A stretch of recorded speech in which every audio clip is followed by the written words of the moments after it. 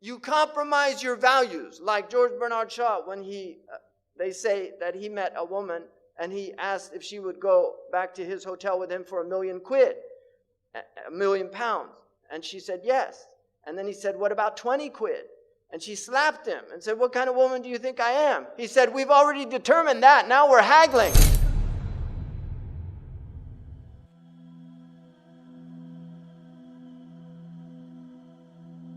I once asked my father, do you think people sign a devil's contract with a piece of paper? He said, no, it's a long series of negotiations.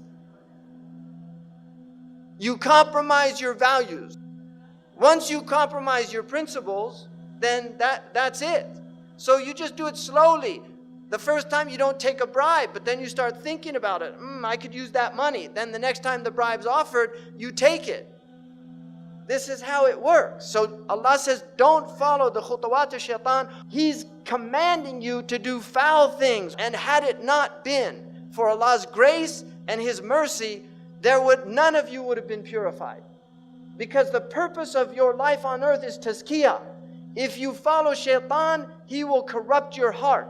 By rejecting shaitan, you're purifying your heart. And this is tazkiyah. On that day, nothing will avail the human being. No benefit except the one that comes with a pure heart, with a sound heart, with a wholesome heart. Allah does tazkiyah, purifies whom He pleases, but He purifies those who struggle. If you look, all of the research that we have indicates that media violence has increased in quantity, but it's also more graphic, more sexual, and more sadistic. This is the khutawat of shaitan. If you watch films from the 1940s, the 1930s, the 1950s, you can see it's slow. This is how shaitan gets people. يَسْتَدْرِجُهُمْ. He pulls them step by step. These are his khutawat. You start watching films, they introduce violence. In my country, one of the landmark films was a film called Bonnie and Clyde with, people know, Warren Beatty. Yeah. There's a hadith that in the end of time, the shayateen will take forms and they'll tell you fictional stories and you'll say, I can see his face, but I don't know his name. It's in Sahih al-Bukhari.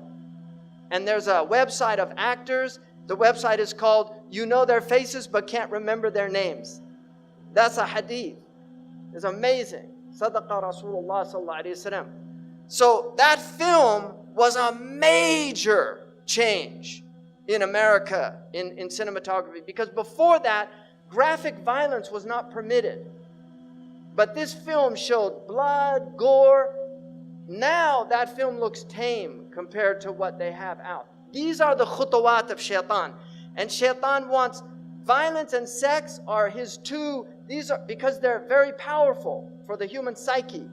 And these are the two ways that he can really corrupt the heart. This is from the United States, so I'm using statistics from the US, but it's all coming to you, unfortunately. So 80% of R-rated movies, right? 70% of restricted video games, and 100% of music with explicit content, warning labels, were being marketed to children under 17. So they know what they're doing. These are the minions of shaitan. Whether they're conscious of it or not, we believe in freedom of speech, we believe in artistic expression. We're not sowing corruption. No, they're the corruptors. أَلَا إِنَّهُمْ هُمُ الْمُفْسِدُونَ. But they're unaware. So many of them are literally minions.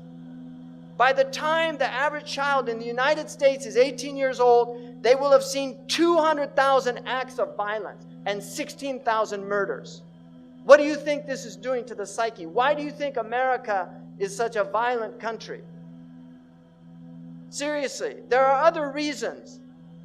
This is one of the reasons. We have a history of violence in the United States. But our children have been programmed to be violent. Media violence is especially damaging to young children under 8 because they cannot easily tell the difference between real life and fantasy. The American Pediatric Association warns that children should not see any television now. This is a protocol from a few years back. They shouldn't see any television before the age of 3. because of the effects they know that it has. That was actually a compromise, because the evidence shows that they really shouldn't be seeing any in television while their brains are developing. But these are compromises because the television industry is so powerful. And if you don't think industry has an effect on medicine, just look at the food pyramid. Because the food pyramid in the United States was changed because of the dairy and meat lobbies. Because they warned people about dairy and meat. So they got it changed. So industry, medicine is in service of industry. It's not medicine in service of humanity. It serves industry. They know, Scientific America proved that television is a low-grade addiction. People become addicted to television. It's like tea. So TV and film. You have so much children's violence. This is a cartoon for children. You know, this is traumatic for kids. Trust me. I have a person I know who was a child psychiatrist, and he told me he had so many children that had Disney film trauma. Every single Disney film has a dead mother or a mother who dies in the film. Why do they do that? It's traumatic. They know what they're doing. Disney is an evil empire. And this is not a joke. Disney is an evil empire. And why does Disney spread this global message out to turn little girls into princesses? We don't want, all you need is one princess in a country. Or maybe, okay, you have 9 sultanates, so you have to have more. But you don't want a lot of princesses in a country.